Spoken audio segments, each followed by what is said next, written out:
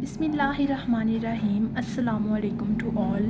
How are you people? Hope so that you all are safe and sound. So I'm here with a new video, and in this video today we are discussing about Dawn News editorials. So today I select the editorial which is about bad education, and without wasting our time, let's get started.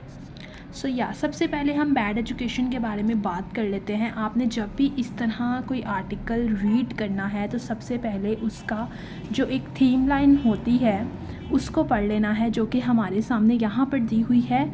Miss education seeks to enslave children's mind. अब यहाँ पर वो कह रहे हैं कि miss education, एक जो मिस इंटरप्शन है, एक जो हमें रॉन्ग इन्फॉर्मेशन दी जा रही है, वो क्या करती है कि चिल्ड्रन, बच्चों के जो दिमाग हैं, उनके माइंड को जो है वो ग़ुलामी की तरफ लेकर जाती है। Like they are just becoming slaves, they are just becoming like some sort of people who are not actually understanding the theme of education. like हम रट्टे सिस्टम की तरफ जाते हैं, तो इसका मतलब यही है। तो हम अपना आर्टिकल स्टार्ट करते हैं। ये मैंने पहले स्टेटमेंट इसलिए पढ़ी ताकि आप इजीली जो है वो इसे अंडरस्टैंड कर लें एंड आप लोगों को कोई भी जो है वो डिफ़िकल्टी बाद में ना हो। In 1970, prominent sociologist Basil Bernstein asserted that education could not contribute to the society. कह रहे हैं कि 1970 में एक प्रोमिनेंट सोशोलॉजिस्ट थे जिनका नाम बाजिल बर्नस्टाइन था। उन्होंने इस बात पे असर्ट किया, एश्योर किया, फोकस किया, ज़ोर दिया कि एजुकेशन जो है वो सोसाइटी में कंट्रीब्यूट नहीं कर सकती। उसका क्या रीज़न है, क्यों उन्होंने ये कहा? क्योंकि our education system is interwoven with increasingly influenced by the economy. क्योंकि हमारे जो एजुकेशन सिस्टम जो है मिला हुआ है, एक इंडल्जमेंट है इनकी इकोनॉमी के साथ। जैसे जैसे इकोनॉमी जो है वो डेफिनेटली इन्फ्लुएंस्ड होती है एजुकेशन से, इट इज़ अनेबल। तो ये इस बात का मतलब इतना ये इस काबिल नहीं है रेक्टिफाई इकनॉमिक इम्बैलेंसेस, कि हमारी इकोनॉमी के अंदर जो एक अदम तवाज़ुन आया हुआ है, कि इम्बैलेंसमेंट हुई है, उसको बैलेंस कर सके। एंड दस, और इसीलिए आखिरकार अल्टीमेटली क्या करता है, मिस इंटरप्रेट करता है, मिस एजुकेट करता है।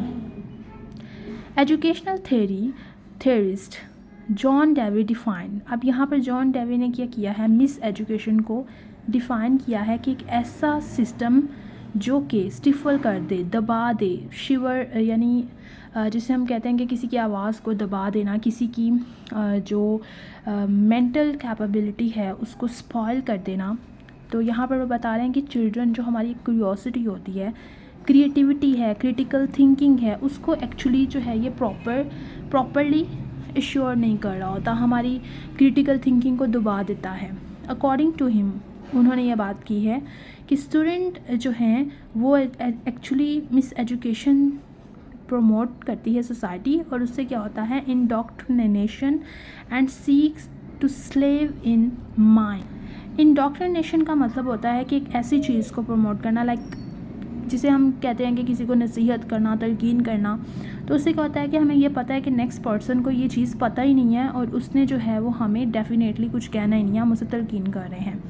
इसका रिज़ल्ट, इसका नतीजा क्या निकलता है, हम रेलिवेंट इन्फॉर्मेशन को इग्नोर कर देते हैं और एम्फोसिस करते हैं इररेलेवेंट फैक्ट्स पे, और एक ऐसी प्रोपेगेंडा को प्रमोट करते हैं जो कि सर्टन वे की सिचुएशन को फ्रेम आउट करती है। अब यहाँ पर वो क्या कह रहे हैं, कॉन्स्पायरेसी का मतलब होता है साजिश। अब यहाँ पर वो कह रहे हैं कि ऐसी थेरीज़ हैं इसके रिकॉर्डिंगली जो एक्चुअल थिंग है वो हमें पढ़ाते ही नहीं है, और जो इरेलीवेंट डाटा है, फैक्ट्स हैं, फिगर्स हैं, वो हमारे माइंड में डाले जाते हैं। इट कॉजेज़ कॉग्निटिव बाइस।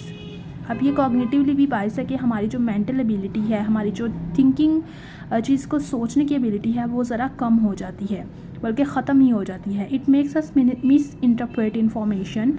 इसका मतलब क्या है जी, हम जो है इरेशनल डिसीजंस लेते हैं। हमें जाहिर सी बात है, जब सही तरह एजुकेशन ही नहीं प्रोवाइड की जा रही तो हमने इरेशनली डिसीजन लेना है ना।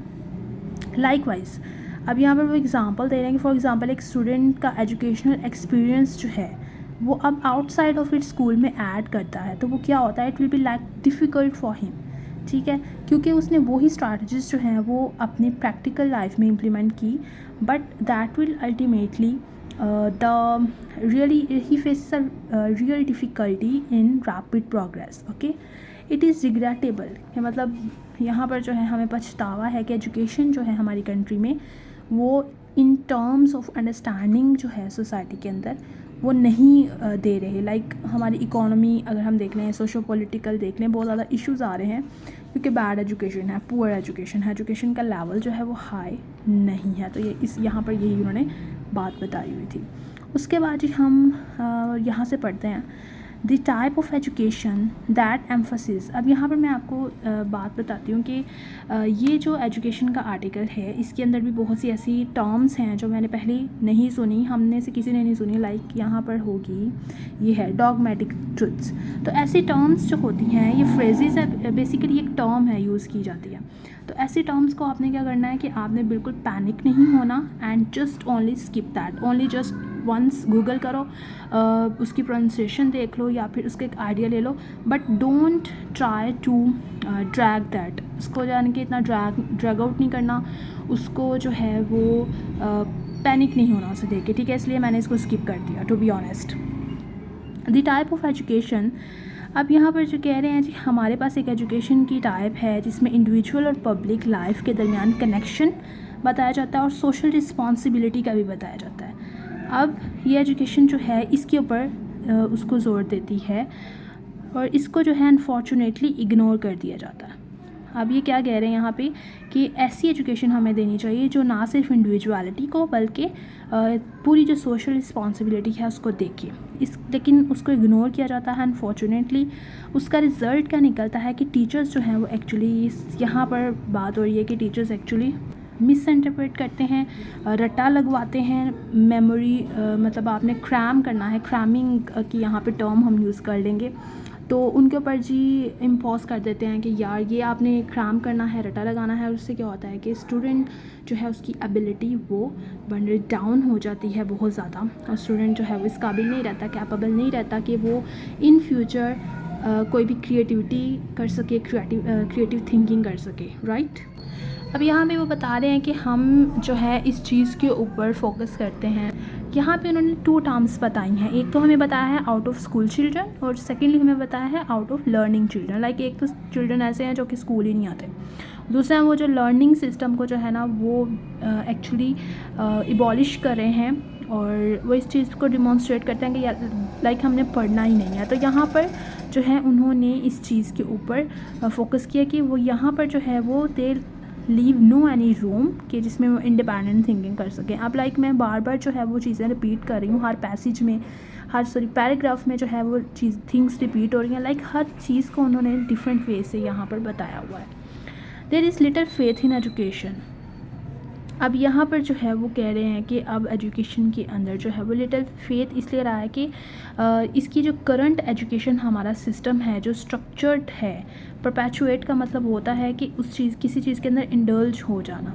ठीक है, तो यहाँ पर वो कह रहे हैं कि हमारे पास इंकरेजमेंट ही नहीं है. जो हमारी क्लासेस हैं, जो स्कूल्स में क्लासेस हो रही हैं, वर्किंग क्लासेस हो रही हैं, वो जो हैं वो एक्चुअली उस लिहाज से एजुकेशन को इंटरप्रेट ही नहीं कर पा रही और ना ही हमारी प्रोडक्शन इंक्रीज़ हो रही है. इससे हमारी इकोनॉमी जो है वो बैडली इफ़ेक्ट आ रहा है. मैंने यहाँ पे आपको इसकी समरी इसलिए बताई है क्योंकि बार बार इंग्लिश बोल के उर्दू बोलना it's really very hard for me.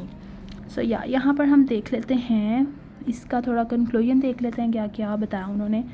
We may find that almost no graduate of such subsidised school remains connected to their class and avoids living with poor communities. Some may even prefer the elite. अब यहाँ पर वो क्या कह रहे हैं कि कुछ यहाँ पर वो कह रहे हैं कि जितने भी स्टूडेंट्स हैं जो ऑलमोस्ट ग्रेजुएट भी नहीं हुए होते, वो क्या करते हैं कि पुअर कम्युनिटीज़ को उन्होंने लीव आउट करना होता है और अपना जो एक कनेक्शन है, अपना जो कंपैरिजन है वो एलीट क्लास के लोगों से करते हैं. So do we aim to forgo formal education.